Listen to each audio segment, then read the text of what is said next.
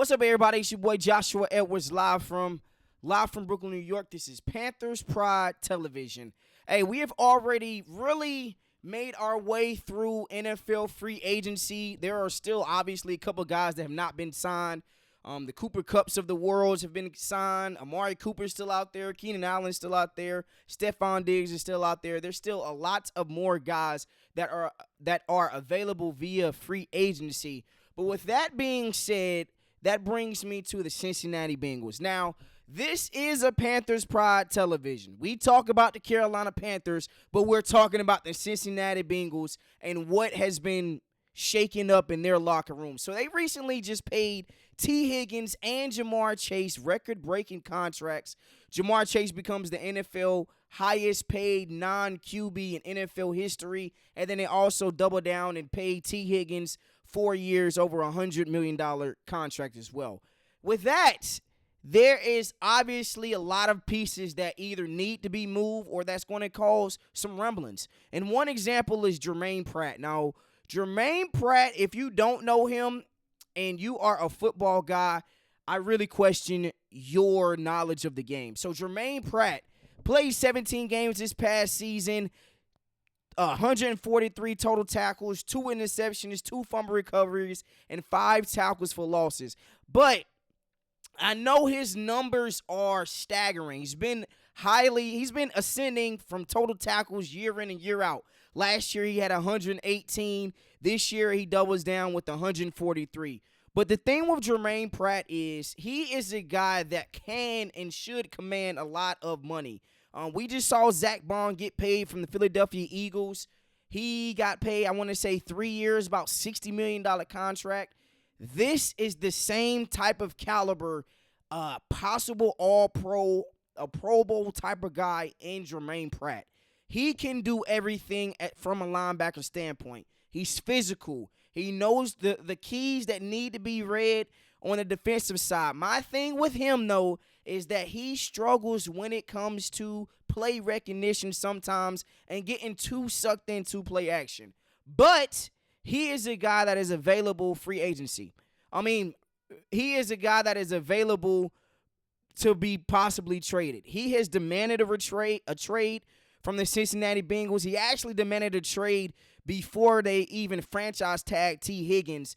But he is a guy that's like, bro, what are we going to do right now? You just paid the best 2 people outside of Joe Burrow, that those 3 alone, Joe Burrow, Jamar Chase, and T. Higgins, are taking up 43% of the cap space. You still got to sign Trey Hendrickson if you want to.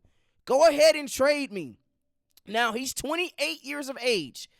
If the Carolina Panthers are really looking for a spot to fortify their linebacking core, you got to trade for him. Now, the only thing it's probably going to cost you is about a 4th and a 3rd, but then you got to go down and pay him. We got currently about $20 million left in cap space.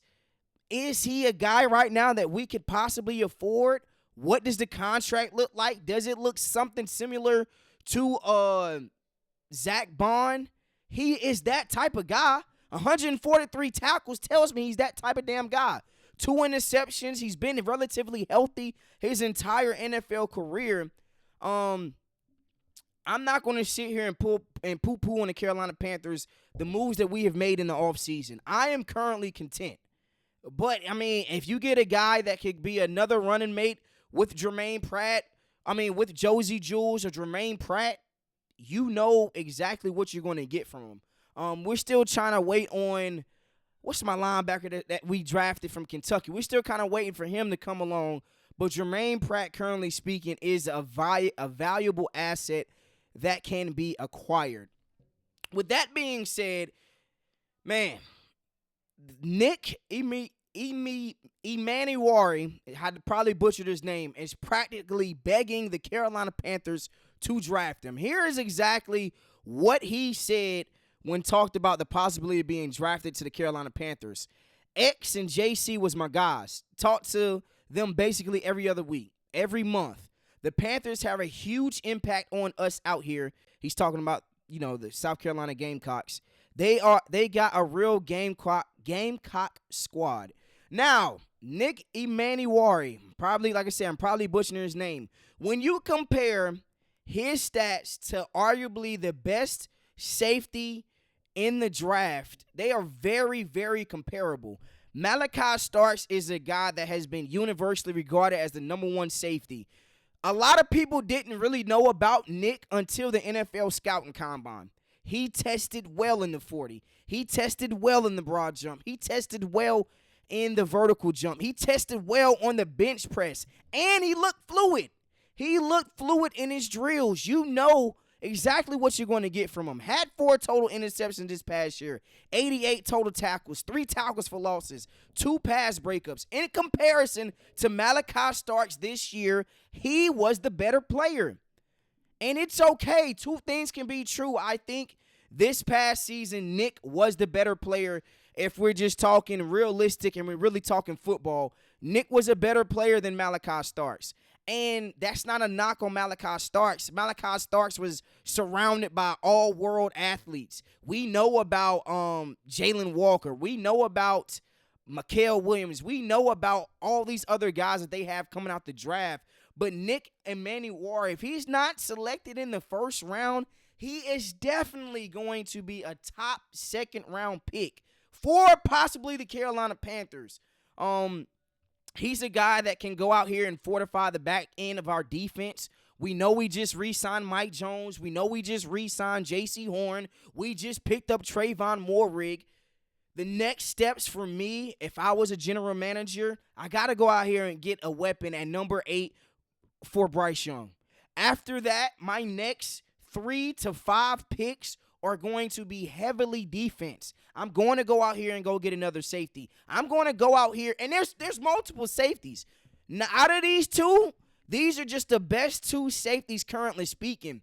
But there are a plethora more safeties in this draft class. This draft class has a lot of edge rushers and pass rushers, and it has some great safeties coming out in this draft. So Nick Emmanwori can be a guy that we take in the second round if he's there.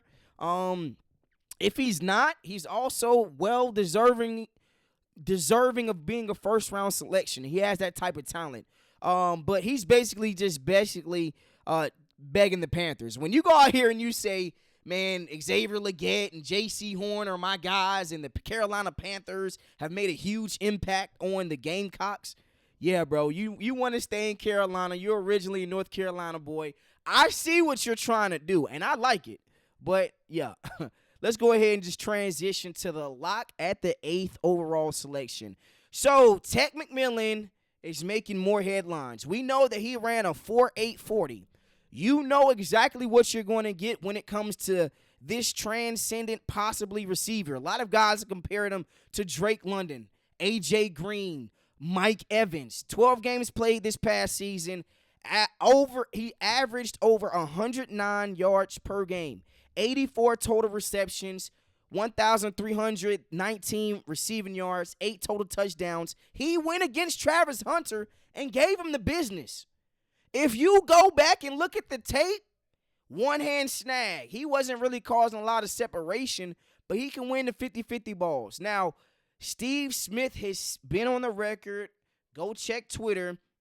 He's been on the record saying, I don't know about Tech McMillan. You can obviously cash what Steve Smith says about a receiver, but when it comes to Tech McMillan, he said that Tech McMillan is not a sound, crisp route runner. We all know that. But like I said, just when it comes to this guy right here, I think he's head and shoulders, in my opinion, I think he's better than a Luther Burden. Luther Burden is another guy that we could possibly get. I think he's better than Isaiah Bond. I think he's better than Matthew Golden. He's a guy that's going to win the 50-50 ball. Another big body receiver to go along with Jalen Coker and Xavier Legette.